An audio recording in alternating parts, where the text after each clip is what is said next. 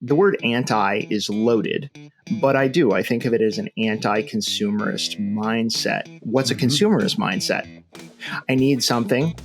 E-commerce providers have made it frictionless for me to get it in one click or no clicks, or to talk to a robot on my counter that will order it and have it at my house. The consumerist mindset is I have a need, I'm going to fulfill it immediately, and I've just thought of it, and boom, here we go. And of course, there are billions and billions of dollars being made this way. All I really want when the anti-consumerist mindset is a pause.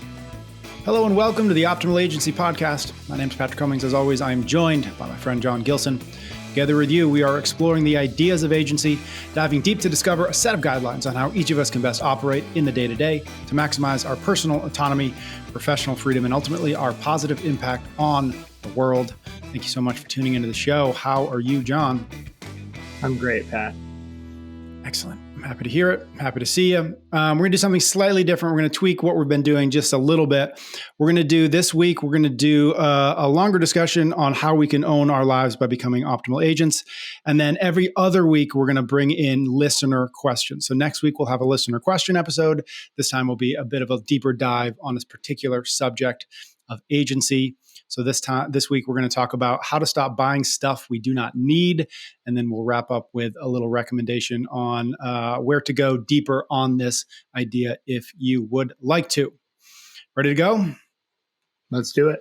I love this idea of how to stop buying stuff you don't need. It's something I've thought about a lot. I'm excited to get into this conversation with you. I'd love to maybe start with really high level. When we say stuff you don't need, what do you what lives under that in that category for you, for us, as we get into this conversation? What should we be thinking about? Anything that isn't food, shelter, the basic necessities, or can we broaden it out a little bit? Yeah, it's a personal choice. What stuff you don't need is. For me, stuff I don't need looks a lot like things I already have that serve their purpose. It's kind of having that third sweater, that fifth pair of shoes. Yep. It's that, it's for me, frankly, it's the fourth snowboard. It's the buying the technology because they came out with a new one, not because the one you have doesn't work. And so it's also narrowing your needs for happiness and understanding that impulse purchasing gives you a wonderful kick of joy in the moment and almost always has no lasting effect on your happiness. And so if I understand that by spending on stuff I don't need, that I'm in fact probably not serving my happiness, and as we'll probably get into, there are a bunch of other reasons not to do it, I can define stuff I don't need as broadly or as narrowly as I care to serve those higher goals. One thing that we've talked about a little bit before in episodes past, and it's not totally germane to this conversation, but I do think about it, which is just that, the American economy basically operates and is considered successful the more people buy stuff that probably they don't need, right? Like everything is contingent on getting people to purchase more things. And without that, like we fall apart. And so this conversation, this idea, this mentality, really even more broadly of agency, is it really does run counter to the American story to a large degree. In a huge way. So GDP year over year in the third quarter this year increased 4.9%. In the historical context, that's insane. That's insane. That'd be like your boss suddenly pulling you aside and saying, I know we're paying you $70,000 a year right now, but we'd like to pay you $7 million a year instead. How's that sound? The fact is, in 2017, American consumers were spending about $2 trillion or so on Christmas gifts. This year, they'll spend $6 to $7 trillion in inflation-adjusted dollars, anchored to 2017. So, a 3 to 4 times increase in that consumer spending that drives our GDP. It does, and so there's a really simple mechanism by which you are being trapped. And, lest this sound like a conspiracy theory, just listen to this from a first principles standpoint and tell me if it vibes with your experience. You buy things you don't need with consumer debt. You therefore have to make payments on those things. Think your car, for instance, lest you think you don't carry credit card balances and so you're immune to this. So now you need a job that pays you to make things that other people buy so that you can pay for the things you bought. Okay, so even at the most basic level, employment is a way to pay for things that you've purchased by selling things to other people. And so the question we deal with is, do you need those things or not? Because you can opt to be a part of that cycle, or you can opt to be apart from that cycle. Yep.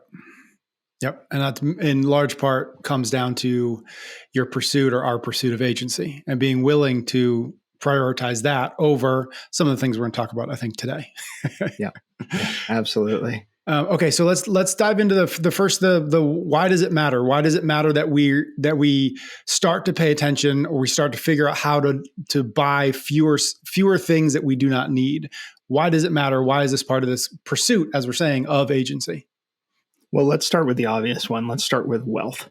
Your whole objective to become an optimal agent is to take your earned income and to turn it into passive income.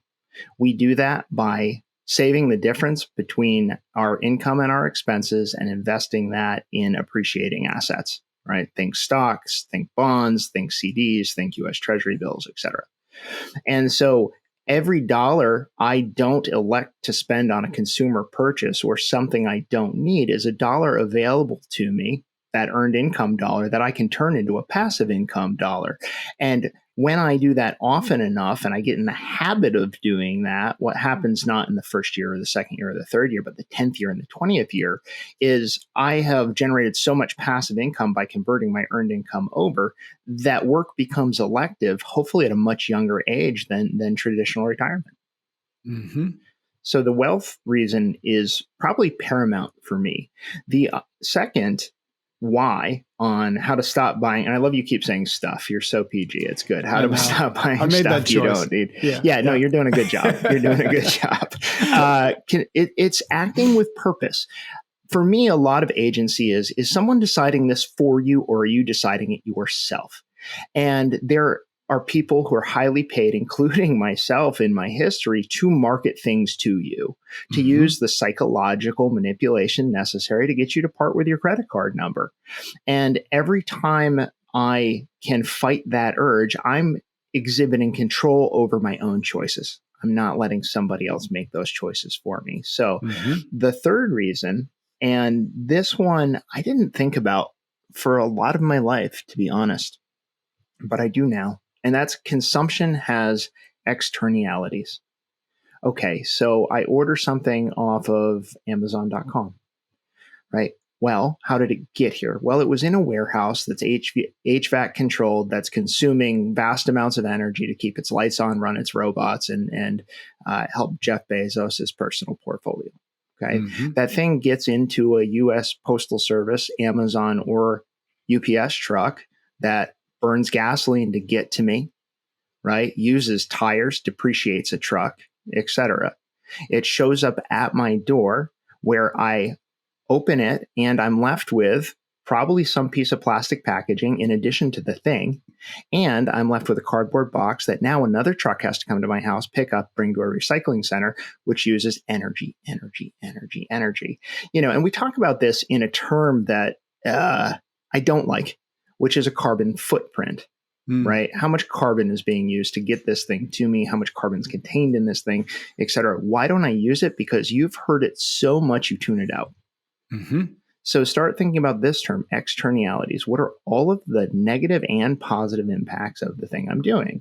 And if you look at the positive externalities of consumerism, they all are driving a consumer cycle.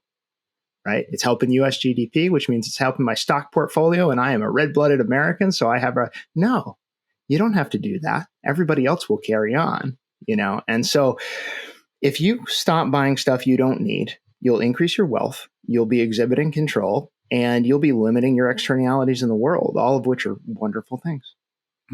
Okay, so let's get into a bit of the how. How do we start to put this principle into place? Again, where you and I are speaking in America, like how do we put these principles into place in a place where the priority, the celebration, the definition of success is that collectively we all keep buying stuff? Yeah. Okay. So let's reject that as a marker of success and instead say that our marker of success is we use consumption as a last resort, not a first resort. For me, this is an anti-consumerist mindset, right? I want to make sure that I've gone through a whole laundry list of questions and asked myself before I buy something that I've truly examined the emotional alternatives, the fiscal alternatives, and frankly, even the case of simply not buying before I hit that checkout button, go to that store, drive to Target for the 5th time this month. And to me, and the word anti is loaded. But I think of it as an anti-consumerist mindset. What's a consumerist mindset? I need something. E-commerce providers have made it frictionless for me to get it in one click or no clicks, or to talk to a robot on my counter that will order it and have it at my house, right? And so the consumerist mindset is I have a need, I'm going to fulfill it immediately. And I've just thought of it, and boom, here we go. And of course, there are billions and billions of dollars being made this way. All I really want when the anti-consumerist mindset is a pause before you hit that button, before you talk to your counter robot, before you put something on subscription. Let's think. Maybe instead of anti-consumerist, we can start thinking about it as pro-agency. There you go. Yeah, I want you to have a pro-agency mindset around consumption. Yeah, I like that. And then the other how here is really simple. Use our elements of agency. Is this purchase, and not through some roundabout justification, but is this purchase going to improve my health, my wealth, or my time? And if it is, you have my blessing. And if you need to go through a 4-step logical chain to get to the benefit to your health, wealth, or time, you're lying to yourself and me. Stop it. Give an example of that, because I think that's important. But I want to make sure folks know what you mean by like that 4-step logical. Like, what does that mean? Sure. So one of our rules of health is to prioritize connection and friendship. Yes. Okay. And all of my friends have 2019 or newer Corvettes. And so if I want to hang out with them when they go to the car show, I also need a Corvette. And so I'm going to buy one in pursuit of friendship. Got it. Right. And it doesn't even sound that crazy. It sounds pretty crazy when you make it a Corvette, but what if you made it anything else that your friends are into so you can participate to buy something you don't need? Yep. I feel like that's a good bridge into, you've got a series of questions that I love to ask ourselves to, first create that gap, which I think you've already mentioned. Create the gap between like, oh, I want the thing, I got the thing, or I ordered the thing, more likely. And okay, so let's insert into that gap, assuming we can create it, some questions so that we can decide, does this move us towards my agency? Does it move does it increase my health, wealth, or my time? Or to what we're talking about here, or am I fooling myself by either thinking it is or by forgetting that I've got these series of questions that I can ask myself? So let's maybe dive into the questions. Okay. All right. Yeah. So the first question is, do I own this already? Once you reach a certain level of affluence, you have things that meet the need you have, right? In other words, the coat that keeps you warm, the shoes that cover your feet, the set of dishes that allows you to have your friends over even though they don't all match, right? That sort of thing. And very often I find, and this is a very personal observation, that when I want to go buy something, I already own it, right? And for me, it's mountain sports and gravity sports. Yep. It's cool. I have 3 bikes. Do I need a fourth one? Really? Right? I have 2 pairs of shoes for this activity. Do I need another one? It's, okay, I can sharpen my snowboard with the stone I've got, but this one does it automatically with electricity, And so I think it's really worthwhile often to just say, have you already got this? Have you already got this? Why are you buying it? And I think the reason is there are certain things that, in the vein of kind of Ramit Sethi, I will teach you to be rich, we buy ourselves over and over and over again because we've put them in the category of things we allow ourselves to buy, And so we might be that whole penny wise, pound foolish when it comes to buying something that doesn't matter to you, say lawn equipment.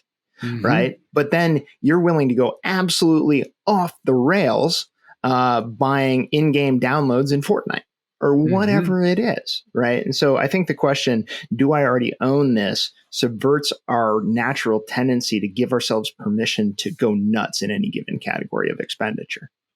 Got it. The next question is, am I replacing something that still has useful life? The insidious phrase, I need a new. Do you really? Right. And I don't know, what that might be, but it might be, I need a new couch. I need a new washing machine. I need a new pair of shoes. I need a new car. I need a new pair of skis. I need a new bike. Right. It could be any of these things and more. For you what that thing is. And I think we often substitute the vernacular of I need for what really is happening, which is I want. And we're not saying, hey, right, the old one's good enough. And I think honestly, Pat, that comes from marketing, because in consumer goods that have a long useful life, nonetheless, the companies that make those things drive purchases by doing minor league aesthetic changes to the thing and releasing a new one. Right. I know I'm talking a lot about skiing and snowboarding, but it's, it's snowing here in northern New Hampshire. Does Vocal, the ski manufacturer, really need to come out with a new pair of the same model of skis every year? I'm going to go hard no. And yet they have stockholders and, owners and et cetera. And, they come out with that to drive that exact behavior, replace something that already has useful life. So I think it's a really good thing. One of my favorites, and this should be, if you have no other filter, maybe this one, was I planning to purchase this before today? Okay, so that instantly takes the impulse buy, instant gratification thing and throws it on its head. You are not allowed to buy anything the day you think of it. Right. Unless it's like, I forgot to eat today. Like you can, okay, that's fine. Like, that whole shelter water thing, fine. Food, shelter, water. But, having that pause of saying, I only thought of this today and I'm buying it today is almost immediately indicative of a consumer mindset rather than a consumerism as last resort mindset. One that we got from our Swedish death cleaning episode, which I think was maybe our second or third episode of this podcast ever, was, am I willing to see this go to a landfill? Right. So when you buy it, imagine its end of life. What happens to this thing when I'm done with it? Right. Are my relatives going to clean it out of the attic, in my estate sale? Is this something that in a year I'm going to throw away? I'm going to put in a contractor bag out on the lawn for the trash people to take. And I think that that's a really useful question to get you to buy things that have enduring lives and second owner lives. And what do I mean by that? Well, so for instance, I replaced something I didn't truly need to replace earlier this year. We had a snowblower that didn't blow far enough for us, basically. And so I got on Facebook Marketplace and Craigslist, and I literally said, paying it forward, this works. It works well. We got a new one. It was given to us. I'd like to give it to you. And put it out on the curb, and it was gone. And it was gone because there are people who can fix that, frankly. And my neighbors are full of them. I have the mechanical aptitude of a no-thumb chimpanzee. But I have neighbors who will make that thing throw 100 feet. right? And so they came and got it. And so if you're buying something, does it have a second life? Does it have a useful life? Like, how long will it stay out of a landfill? And will it always stay out of a landfill? Is it made out of things that are easily recyclable? And metal, of course, being one of those things. How often will I use this? How often will I use this? So dumb purchase made without consideration of, was I planning to purchase this before today? So, and I think it's funny how I think about the listener here. Hey, thanks for listening to this podcast. I live in the sticks. And so all my examples are from the sticks. And we have a lumberjack store. Okay, literally, you can go buy power equipment there, but it's very geared towards the logging industry because that's the history here in northern New Hampshire. And so I go in there to get our chainsaw tuned up, serviced for the year. And there's a pole saw for sale. So a pole saw is a chainsaw on the end of a stick, basically. Okay, $600 thing. I'm like, I got a tree limb I could cut. I got to trim. Okay, so I buy this $600 pole saw. You know how many limbs I've trimmed with that pole saw? One. Two. One. So no, just the one. So so far I'm amortized that limb cost me $600 to take down. Yep. I could have called somebody in Southern Connecticut and had them drive up here and take that limb off for less than that. So how often will I use this? And the answer is, if not very often, can I rent or borrow this? I think we often don't ask our neighbors for things that we need, whether it's that, hey, can I borrow 2 eggs, or can I borrow your pole saw? So now I run around Randolph, New Hampshire, offering like, hey, you need a pole saw? You guys want to borrow my pole saw? Anybody need to cut some tree limbs? Another great question. Can I buy this used? And this is the opposite of when I buy something new. I want to make sure it has a second life and is recyclable for it before it goes to the landfill. Can you be the person who gives that thing the second life? Whether it's power equipment, a bike, clothing. You can very often, and I know how averse we are to this as a culture, and I have no idea why, go to the thrift store. Go to the thrift store. The coat you want is there. I'm guessing. It's last season's. It's the opposite of fast fashion, but it's there. The t-shirts you need, they're there. Somebody else wore them. Don't worry about it. That's why you have a washing machine. And I was really inspired by something Annie did in preparing for our holidays this year. We needed more dishes, literally more dishes. And instead of going and getting new ones, she went to the thrift store and found these beautiful dishes.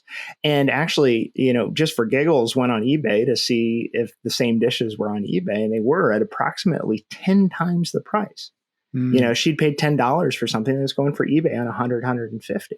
So going and looking used should be a much larger part of people's arsenal than it is. And if you look at buy nothing organizations, if you look at Goodwill organizations, if you look at local consignment, thrift shop, boutique, you shop on Craigslist, you're going to find a lot of the things you need in very, very good condition. 2 things before you move on.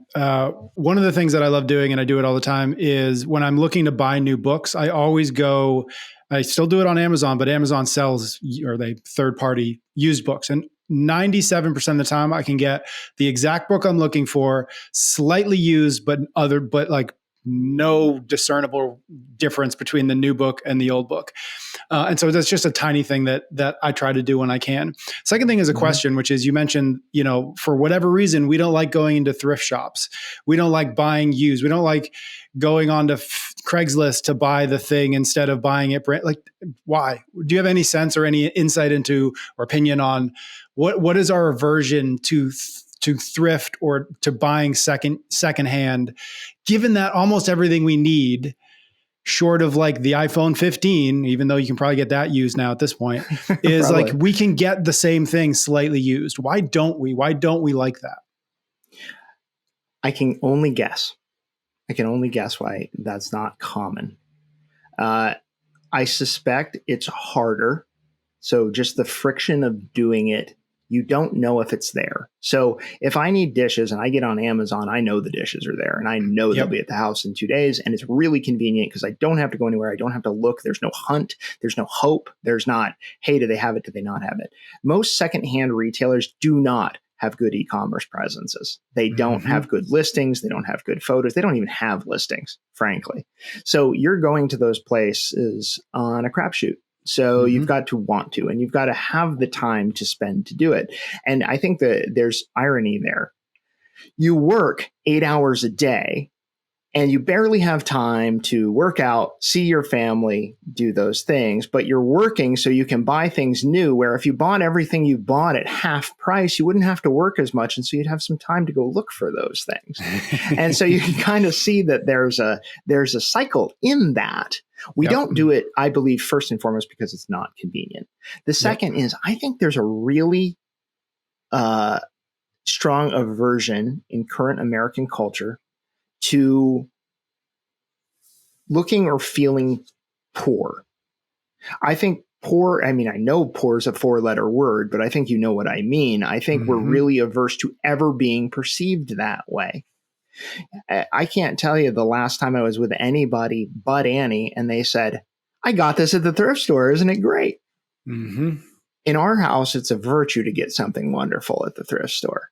I think in most places, especially urban places, which are the places where the most consumerism occurs, just by dint of population and wealth, right? Boston, New York, Chicago, San Francisco, et cetera, et cetera. This is where most consumerism happens.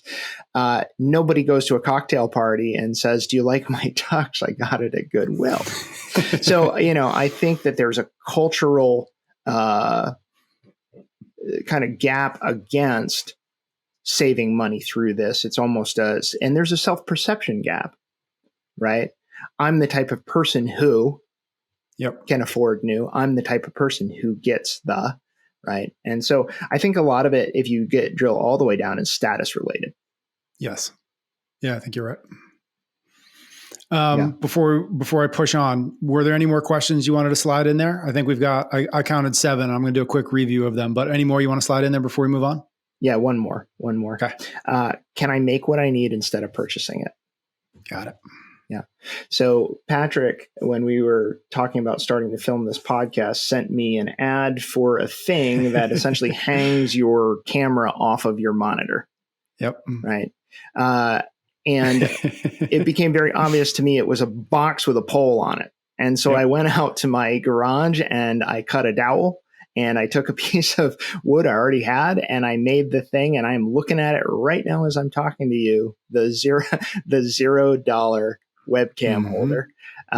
And so I like that because you're turning consumption into creation. And I believe that there's magic in creation, genuinely, in saying I need something, and instead of buying it, I built it. It, to me, is one of the ultimate expressions of agency. Right? Of self-sufficiency, of power. If you need something, can you make it? We wanted a record console. Annie and I really liked playing vinyls. And she made it.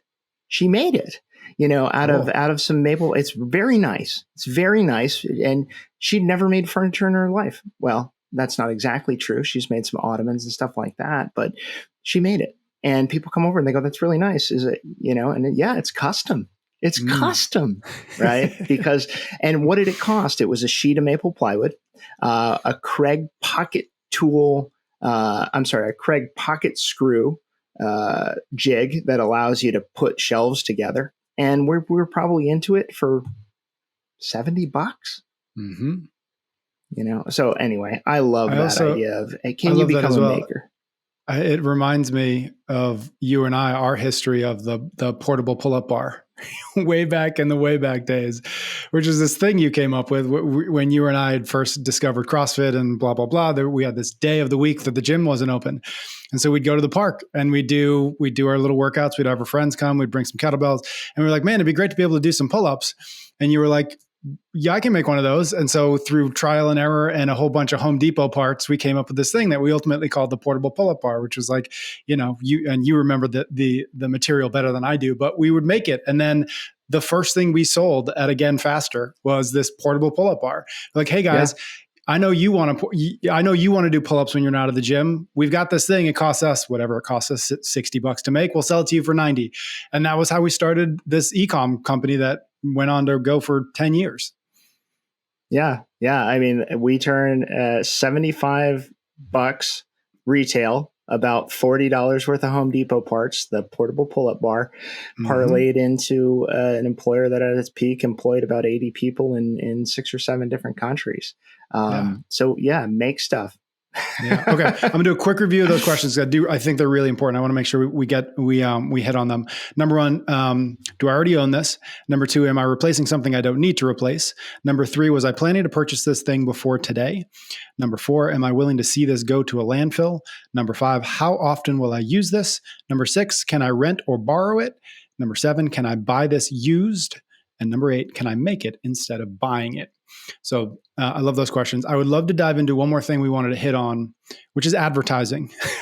Something we've talked about on this podcast here before, and specifically your efforts at eliminating or certainly decreasing the number of bits of advertising that you see on a given basis. And I think it should be just clear, like, we are receiving an amazing amount of marketing and advertising every single day. Mm-hmm. Every single day, everywhere we look, that we are subtly and not so subtly being sold things. And so what can we do? Probably not to eliminate it, because to do that would probably be sit in a room quietly and never leave. But what can we do to dramatically decrease the volume of advertising that we are subject to every day? Yeah. So I am on a crusade to eliminate advertising from my life. And so here are the things I've done so far. I pay for streaming services to not have ads. Yep. I pay for premium versions of those because I believe that that's essentially an investment in things I won't buy, if that makes sense. That $9.99 a month or $14.99 a month more than makes up for me not spending $15 on something I see an ad for. Okay. I'm also not on social media on a regular basis unless I'm in there with a mission, because social media has become the number one spot for digital advertisement to be native and in feed. Okay. So Instagram is pioneering a non-ad version in Europe right now. That said, if you've ever watched these things, there are a lot of creators who are smart. They embed products in their content. And so this is called product placement. It's hard to avoid, but one of the easiest ways to avoid it is simply, hey, I'm going to stay off social media. And if I can't, I'm going to pay for the ad-free version of YouTube, Spotify, Hulu, Netflix, et cetera, et cetera. Pay for the ad-free version. The next thing is put an ad blocker on your browser. I use one called, shocker, ad blocker, that stops literally pop-up ads from occurring. It's not just a pop-up blocker. It also stops embedded ads. Okay. The next thing that you can do is to stop direct mail. So one of the most effective ways to make sure you look at an advertisement, and this should actually occur to you, is to put it in your mailbox. You will at least look at it. Right. And now, especially amongst the clothing retailers, but any number of retailers, they're really good at making a very pretty catalog that you feel weird about recycling. Right. So I have a recycling. First, the Direct Mail Association allows you to say, don't send me direct mail. It's probably an 80% solution. I still get direct mail. And so what I do is we have a bin right inside the front door. And before any of the mail gets parceled out to me and Annie, I take everything that's an advertisement and I put it right in that bin. Like, you won't give me. You won't give me. We're going to use you to start a fire on Saturday if you're lucky. In the stove, guys, in the stove. But those are effective. I think the other thing that should go really without saying, but shopping is not a hobby. Okay, so this is probably foregone in the case of, most of our worlds, but don't go shopping to go shopping, right? If you don't know what you're going to buy, don't do it, right? Because the mall itself is an advertisement, right?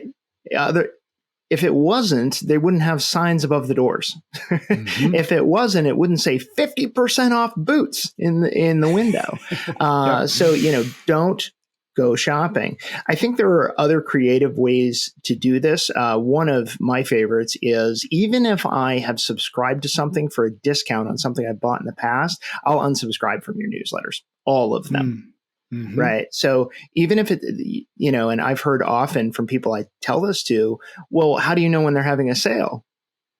Well, I don't. I don't, and I don't care, because not knowing they're having a sale saves you more money than knowing they're having a sale. You'll like this, Pat. I used to, when we were working at the bank back in the early aughts, one of my colleagues, she used to come back from Macy's and she'd say, with bags and bags of stuff, she'd say, "John, I saved so much money." And I said, "I don't think you understand the concept." I love that from lots somebody of who ways works to at a stop bank. ads. Yeah. Just and that's a because good you're segue, I near think, money doesn't mean you keep money. Yeah, exactly. That's a good segue there too. I think the last thing we want to chat about on this subject of not buying stuff we don't need, which is, what do we do with it instead? What do we do with the money we save? What do we do with the money we don't spend on the Black Friday deals that are, as we record this, rampant everywhere? Like, what is okay, great, we've done it. Now what? I think one of the best things you can do is to limit your ability to buy those things by automating your investments. So if you know after your paycheck comes in and all your bills are there, you're going to have $1,000 in your checking account, shuttle 500 of it into your brokerage account and have it automatically invest in a low-cost index fund. It won't be there for you to spend, and you'll be automatically turning earned income into passive income. So I think that really the strongest thing to do is to limit the pool of money you could spend on things you don't need. The other thing that I'd love to see people do is catch yourself in the process of buying something you don't need and shuttle that money into an investment immediately.